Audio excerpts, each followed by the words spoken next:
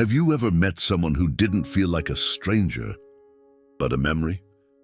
Not just familiar, not just attractive, but a feeling that slammed into your chest and whispered, you know them. You didn't even see them coming. And yet suddenly your life split into two parts, before them and after. Fated encounters. It always starts subtly, doesn't it? A glance that lingers a little longer. A conversation that doesn't feel like small talk. It feels like coming home. You weren't looking. You didn't plan this. But somehow they appeared at the exact moment your soul felt both full of ache and empty of answers. Maybe it was at a bookstore. Maybe it was on a train. Or maybe it was in a dream long before you met them in the flesh. However it happened, something inside you cracked open. You told yourself not to fall. But you weren't falling. You were remembering. Chemistry that defies logic. There's a kind of chemistry that doesn't make sense. It's not about common interests. It's not about compatibility tests or timelines or matching goals. It's an ache that says, I've been waiting to feel this. They say some souls are cut from the same cloth, not stitched together by time, but by energy. And when those souls meet, there's recognition, not from this life maybe, but from something older, something deeper. You start finishing each other's sentences. You think of them when they're not around. You feel what they feel without a word spoken. It's beautiful and terrifying. The wall of reality. And just when you're starting to surrender to this miracle, the reality shows up. Maybe they live on the other side of the world. Maybe they're in another relationship. Maybe you're still healing. Maybe you're not ready to receive what they're ready to give. Suddenly, all the magic in the world can't undo the very real walls between you. And that's when it starts to hurt. Because it feels like the universe gave you the most extraordinary gift, only to snatch it back before you could even unwrap it. Carl Jung called this synchronicity, those uncanny moments, where the inner world and the outer world collide with perfect, mysterious timing. Synchronicity doesn't promise forever. It promises awakening. Maybe the universe wasn't being cruel. Maybe it wasn't mocking you. Maybe it was showing you a mirror. They didn't show up to stay. They showed up so you could remember the parts of yourself you had long forgotten. The way your heart used to hope. The way your voice used to tremble in love. The way your soul used to believe in connection beyond logic. When right meets not now, there is no agony like loving someone you can't hold. No ache like wanting to stay when everything tells you to walk away. But you have to ask yourself, was this about possession, or was it about transformation? Because sometimes the most important people in your life are the ones you never actually get to keep, and still they change everything. You met them because your soul needed to remember its own capacity, to feel deeply, to ache openly, to love, even if love had no place to land. The collision didn't break you. It broke you open, and that's sacred. So if you're still wondering why you met someone who wasn't yours to keep, maybe it's because your soul didn't need them forever. It needed the memory of them to finally wake up. If this feels like your story, you're not alone. Share this video with someone who needs to hear it. Drop a comment below. Who did you meet that changed you forever, even if they didn't stay? Let us go deeper into the purpose of their presence and why some souls are meant to shake you, not stay with you. They weren't meant to stay. They were meant to awaken you. When the universe sends someone right at the wrong time, it's not a mistake. It's a message. They showed you possibility. Before they came into your life, you thought you knew what love looked like. You built walls, set limits, played safe. Then they arrived with a smile that felt like sunlight, a conversation that felt like grace. They showed you a version of intimacy you didn't know you craved, and for a moment you dared to believe it. They reflected your wounded parts, They became your mirror, not by fault, but by fate.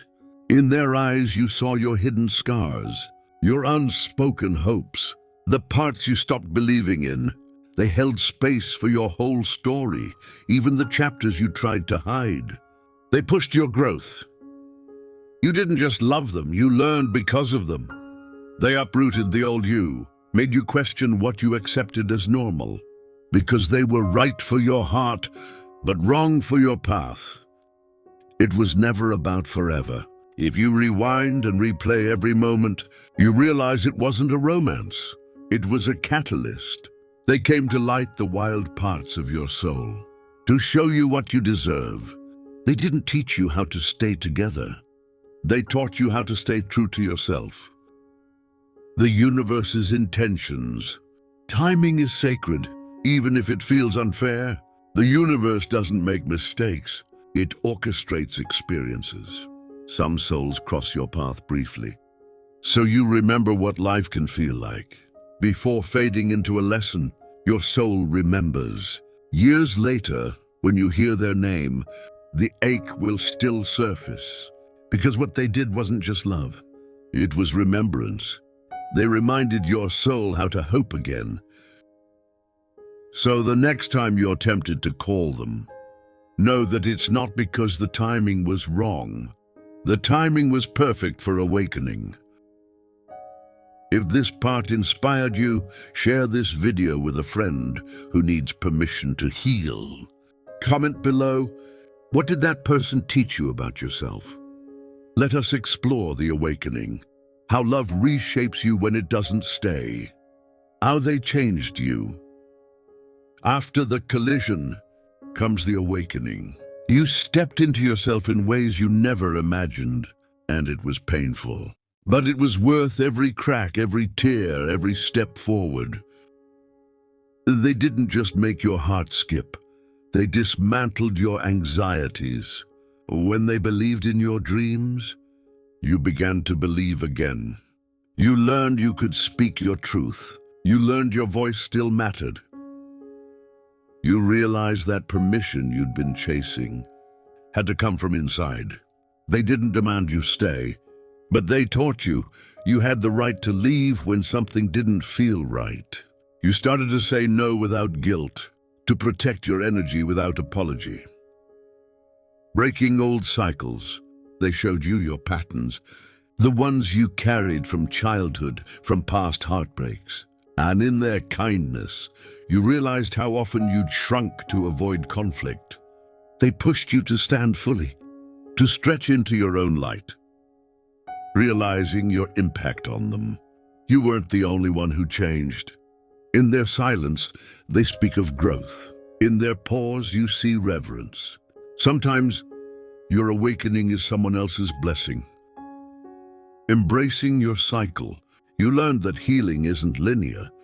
You'd move forward, then backward, then stand still. But every step felt deeper, richer, more human, and you began to meet yourself, not as broken, but as becoming, building a quiet confidence. They left you with more than memories. They left you with a way of being. You learned self-sacrifice wasn't nobility. You learned boundaries weren't selfishness. You learned you were whole enough, even when you loved hard. Your awakening is only the beginning, because now comes the transformation. If you feel yourself becoming stronger, even because of someone you couldn't keep, share this video with a friend on their healing path. Letting go and moving on, transformation meets peace. And now comes the letting go. This isn't forgetting. It isn't erasing. It's the sacred act of saying thank you and goodbye. There will be mornings when you wake up raw, when grief hits like a wave, unexpected, tidal. And that's okay. Your pain is not a weakness. It's proof of your depth. After all, you didn't just lose someone, you lost a version of yourself. Gratitude for what transformed. Let gratitude be your balm. Thank them for showing you who you are, for reminding you what you want, even if they weren't yours to keep. They were gifts. Your heart grew because of them. And growth is never wasted. You are no longer the person who met them. You are someone more embodied. Now build from this truth.